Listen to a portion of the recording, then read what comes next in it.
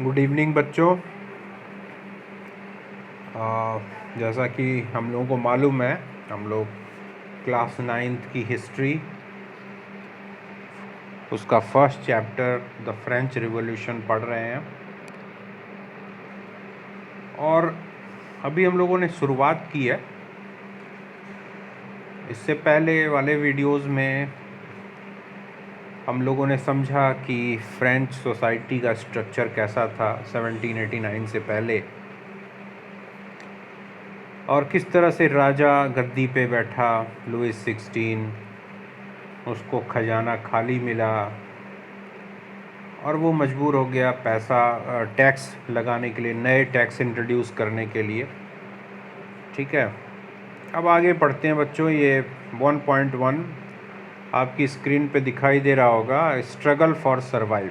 ठीक है, इसमें देखते हैं किस प्रकार वहाँ की जो आम जनता है, जो थर्ड एस्टेट के मेंबर हैं ख़ास तौर से, उनको किस तरह की प्रॉब्लम का सामना करना पड़ता है।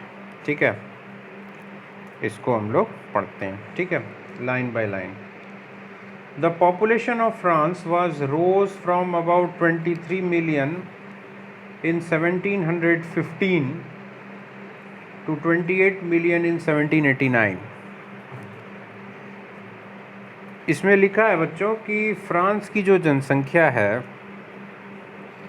वो 1715 में 23 मिलियन थी, जो कि 1789 में 1789 में 28 मिलियन हो गई। 5 मिलियन जनसंख्या वहाँ की बढ़ गई। ठीक है, this led to a rapid increase in the demand for food grains.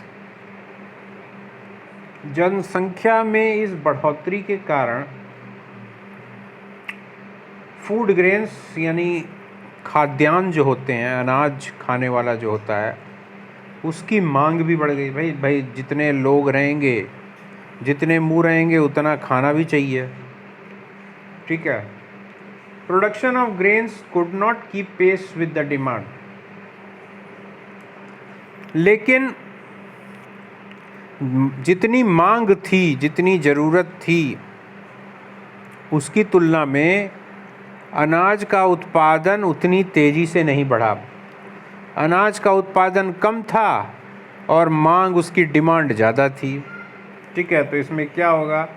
So the price of bread which was the staple diet of the majority rose rapidly.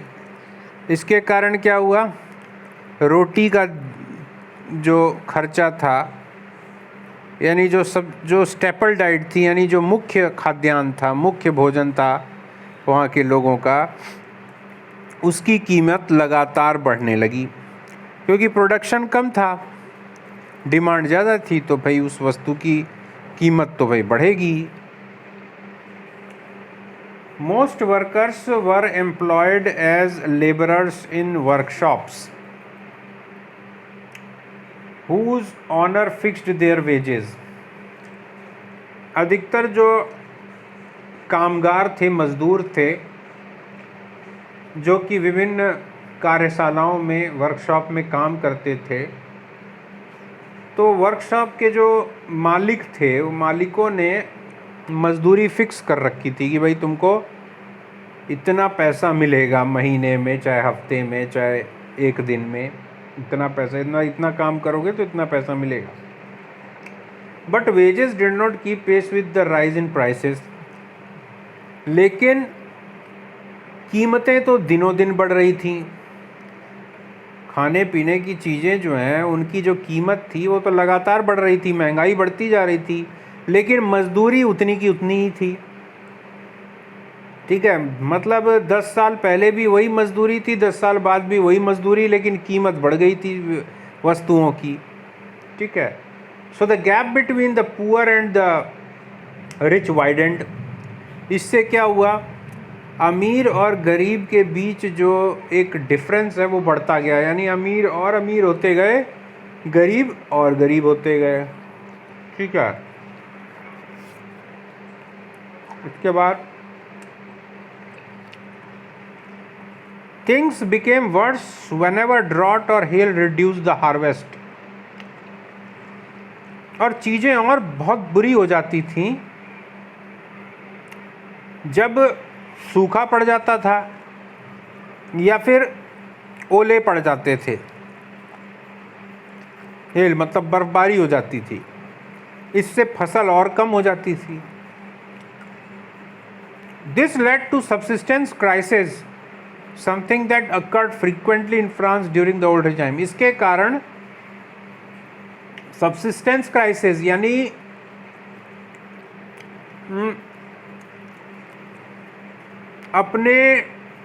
अपना जीवन तक चलाने के संकट उत्पन्न हो जाते थे। मतलब खाने के लिए अनाज नहीं होता था गरीबों के पास, ठीक है। और अक्सर ऐसा होता था, frequently, that occurred frequently in France during the old time. अक्सर ऐसा होता था 1789 से पहले फ्रांस में, ठीक है, खास तौर से गरीब लोगों के साथ। ठीक है बच्चों, ये मतलब आप समझो कि एक तो जनसंख्या बढ़ गई थी, डिमांड बढ़ गई थी खाने पीने की, ठीक, लेकिन उस हिसाब से फसल नहीं होती थी, प्रोडक्शन नहीं होता था, सूखा पड़ जाता था, ओले पड़ जाते थे, मज़दूरों की मजदूरी उतनी ही थी, महंगाई बढ़ रही थी, तो क्या था, लोगों को खाना नहीं मतलब नसीब नहीं होता था, तब भूखे मरने जैसी नौबत आ जाती थी। और ऐसा होता था अक्सर फ्रांस में, ठीक है। अब क्या हुआ, लोगों को क्या मजबूरी आ गई कि वो लोग किस तरह से राजा के खिलाफ हो गए। अब क्या हुआ, अब ऐसी परिस्थिति में राजा ने बोल दिया कि हम टैक्स बढ़ाएंगे, तो क्या हुआ फिर देखते हैं आगे। How a subsistence crisis happens, आखिर ये सबसिस्टेंस क्राइसिस कैसे आई। देखो बच्चों, यहाँ पर सबसिस्टेंस क्राइसिस का मीनिंग भी दिया हुआ है, आपकी स्क्रीन पे दिखाई दे रहा होगा। An extreme situation where the basic means of livelihood are endangered, मतलब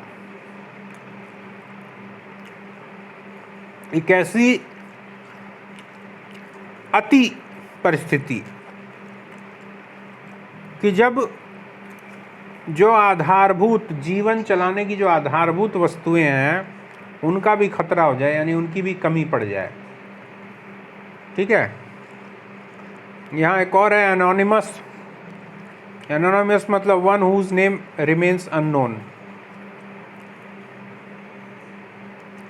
अब आते हैं how a subsistence crisis happen. यहाँ पर दिया हुआ है, देखो ये देखो, बैड हार्वेस्ट ब्लैंक छोड़ दिया, फिर ब्लैंक छोड़ दिया, the poorest can no longer buy bread, फिर क्या है ये डिजीज़ एपिडेमिक्स, क्या ये आपको पूरा करना है। द कोर्स ऑफ सबसिस्टेंस मतलब इसमें आपको फिर ये भी बताना है कि ड्रॉट आ जाता है, फिर वेजेस कम हैं, पॉपुलेशन ज़्यादा हो गई, ठीक है, ये आप अपने से जोड़ सकते हैं इसमें। अब आते हैं 1.3, a growing middle class envisages an end to privileges। देखो इसमें बताया गया है बच्चों कि किस तरह से एक नए मध्यम वर्ग का उदय हुआ। मध्यम वर्ग जो कि बहुत गरीब भी नहीं था और वो नोबिलिटी में भी नहीं था, बहुत अमीर भी नहीं था। मध्यम वर्ग जो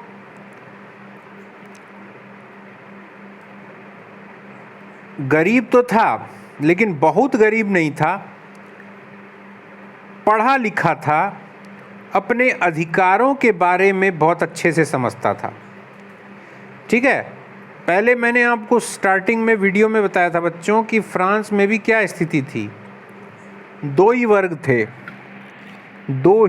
थे, एक अमीर वर्ग और एक गरीब वर्ग। ये मध्यम वर्ग जैसा कुछ नहीं था, लेकिन मध्यम वर्ग का जब उदय होने लगा, ये ऐसा वर्ग था जो अपने अधिकारों के प्रति भी बहुत सचेत था। तो इसने क्या किया, जब ये वर्ग उदयमान होने लगा, इस वर्ग की ताकत बढ़ने लगी, तो इसने जो अमीरों को, नोबिलिटी को जो प्रिविलेजेस, जो सुविधाएं मिलती थीं जन्म से, उनकी समाप्ति होने लगी फिर। ठीक है, कैसे, ये पढ़ते हैं हम लोग।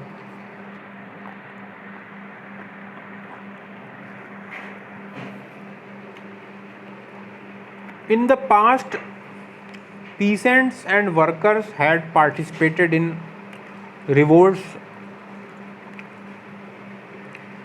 against increasing taxes and food scarcity. बच्चों, भूतकाल में फ्रांस में भी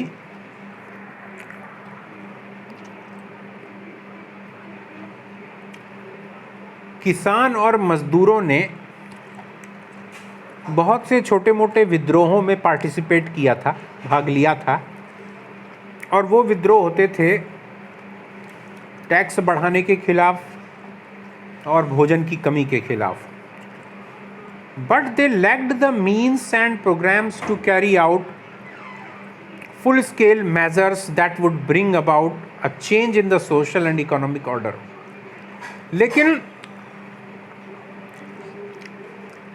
उन विद्रोहों या जो किसान और मजदूर होते थे, वो ये किस तरीके से ये विद्रोह को या इस मूवमेंट को, इस आंदोलन को किस तरह से आगे बढ़ाना है, कौन से उपाय करने हैं ताकि शासकों पर दबाव बढ़िया से बन सके। ठीक है, और सामाजिक और आर्थिक जो व्यवस्था है वो परिवर्तित हो सके, इस तरह की कोई चीज़ें उन लोगों में नहीं थी। उन लोगों में ये बहुत बड़ी कमी थी। वो लोग पढ़े लिखे तो थे नहीं, शिक्षित थे नहीं। जो उस समय के जो प्रावधान थे कानूनी, उनके बारे में उन लोगों को ज़्यादा जानकारी नहीं थी। ठीक है, तो इसलिए उन लोगों ने वो जो आंदोलन था या विद्रोह था, उसको सही तरीके से वो नहीं चला पाए। ठीक है, this was left to those groups within the third estate who had become prosperous and had access to education and new ideas. और ये जो लैकिंग थी, ये जो कमी थी उन आंदोलनों में, इस कमी को, इन कमियों को पूरा किया किसने? थर्ड एस्टेट के वो मेंबर्स जो धीरे धीरे संपन्न हो चुके थे, यानी पैसा रुपया भी उनके पास आ गया था, और access to education and new ideas, वो शिक्षित भी थे, शिक्षित हो भी रहे थे, यानी शिक्षा तक उनकी पहुंच भी थी, और उनके पास नए विचार भी थे, न्यू आइडियाज़, नए विचार थे कि कैसे करना है, कैसे काम करना है, कैसे मूवमेंट, आंदोलन करना है, और क्या किया जा सकता है। The 18th century witnessed the emergence of social groups termed the middle class, who earned their wealth through an expanding overseas trade and from the manufacture of goods such as woolen and silk textiles that were either exported or bought by the richer members of society. 18वीं शताब्दी गवाह रही समाज में एक ऐसे नए समूह का आविर्भाव हुआ, एक नया समूह निकला समाज में, एक नया समूह बनने लगा, एक नया सोशल ग्रुप बनने लगा, जिसको कि मिडिल क्लास कहा गया, मध्यम वर्ग कहा गया, जिसने अच्छा खासा पैसा कमाया। कैसे? एक्सपेंडिंग ओवरसीज ट्रेड, यानी दूसरे देश से व्यापार करके हैं, और वस्तुएं बनाकर, खास जैसे कि ऊनी और सिल्क के कपड़े वगैरह बना करके उनको एक्सपोर्ट करना, या फिर समाज के जो अमीर लोग थे वो इन चीज़ों को खरीदते थे। तो इसकी वजह से इस मध्यम वर्ग की आमदनी बहुत अच्छी हो गई थी। In addition to merchants and manufacturers, the third estate included professions such as lawyers और एडमिनिस्ट्रेटिव ऑफिशियल। इस मध्यम वर्ग में न सिर्फ व्यापारी और निर्माता, उद्योगपति, इसके अलावा इसमें कुछ और व्यवसाय के लोग जैसे कानूनविद, वकील, ठीक है, या फिर जो प्रशासनिक अधिकारी और कर्मचारी थे, सरकारी कार्यालयों में काम करने वाले, ये भी इस मध्यम वर्ग में आ रहे थे। All of these were educated and believed that no group in society should be privileged by birth. ये सभी मध्यम वर्ग के लोग पढ़े लिखे थे, शिक्षित थे, और उनका ये विश्वास था कि समाज में किसी भी ग्रुप को, किसी भी व्यक्ति को, किसी भी समूह को जन्म से सुविधाएं नहीं मिलनी चाहिए। यानी उसका अगर जन्म सामंत जमींदार के घर में हो गया तो फिर उसको सुविधाएं मिलनी शुरू हो गई, ऐसा नहीं। योग्यता के आधार पर होना चाहिए। क्या चीज़? योग्यता। यानी कोई भी आपको अगर प्रिविलेज सुविधा मिल रही है तो वो किस आधार पे मिलनी चाहिए बच्चों? आपकी योग्यता, ठीक है, आपके अंदर कितनी एबिलिटी है, कितनी काबिलियत है। Rather a person social position must depend on his merit. यानी एक व्यक्ति का समाज में क्या स्थान होगा वो उसकी मेरिट यानी काबिलियत पर होना, डिपेंड करना चाहिए, उसके जन्म के आधार पर नहीं। These ideas envisaging a society based on freedom and equal laws and opportunities for all were put forward by philosophers such as John Locke and Jean-Jacques Rousseau। और इस तरह के विचार एक ऐसे समाज को दर्शा रहे थे, एक ऐसे समाज के निर्माण के बारे में बता रहे थे कि एक ऐसा समाज जो कि स्वतंत्र हो,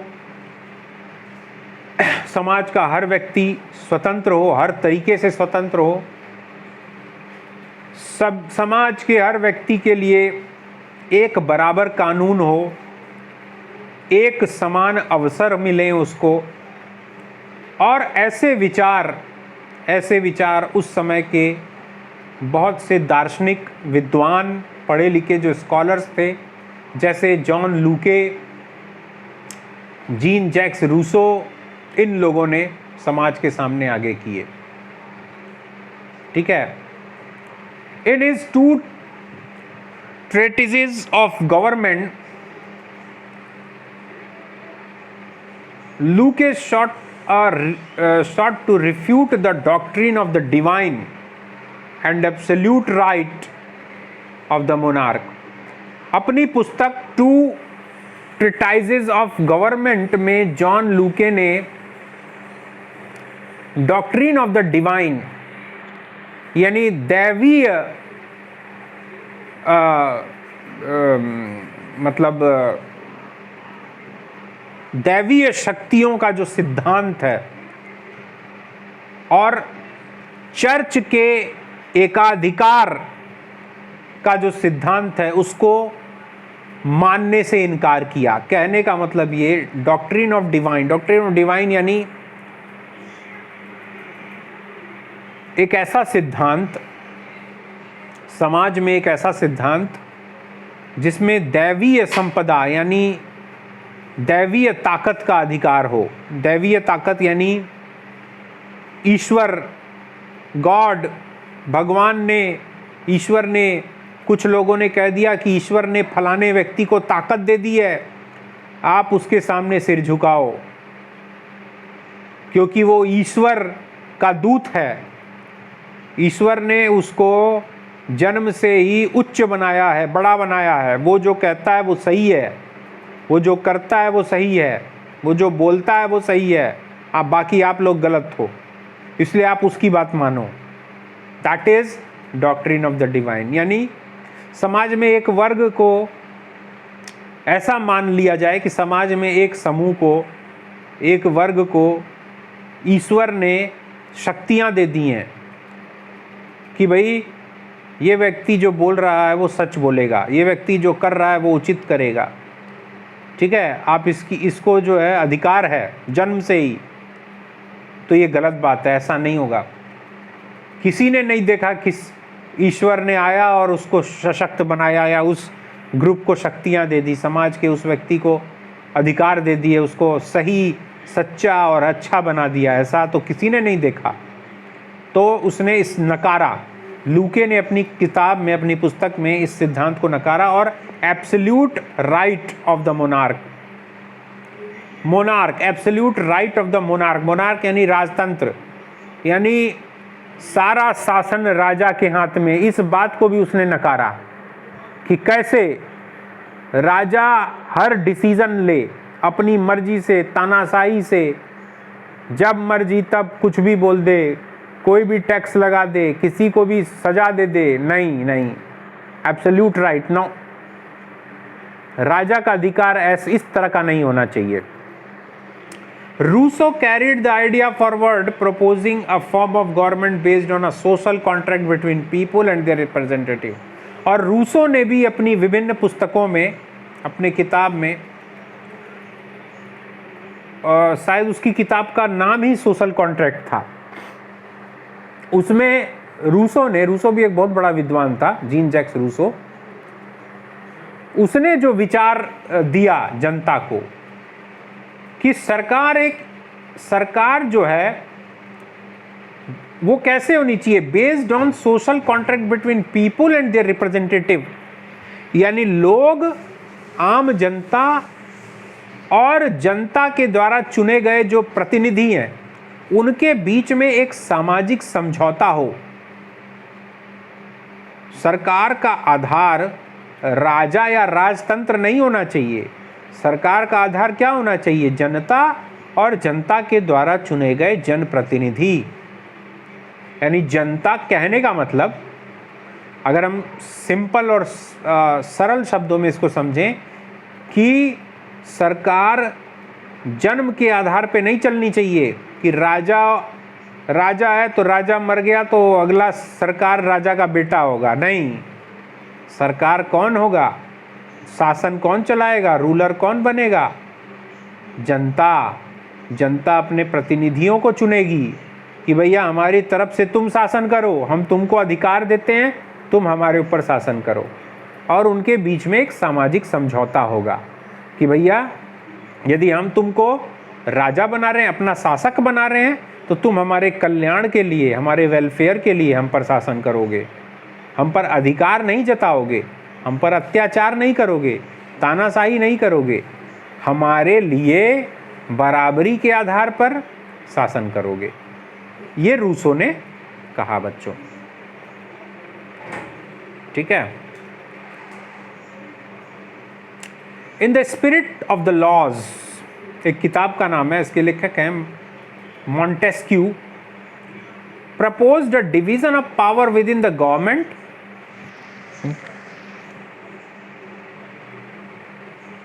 between the legislative, the executive and the judiciary.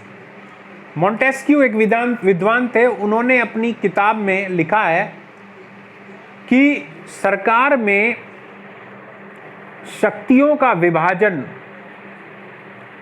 बराबरी के आधार पर होना चाहिए। जैसे सरकार के जो 3 मुख्य अंग होते हैं, लेजिस्लेटिव विधायिका, द एग्जीक्यूटिव कार्यपालिका एंड द जुडिशरी न्यायपालिका, कानून बनाने वाला, कानून को लागू करने वाला, और अगर कोई विवाद या झगड़ा हो गया तो उसको सुलझाने वाला, 3 अंग होते हैं।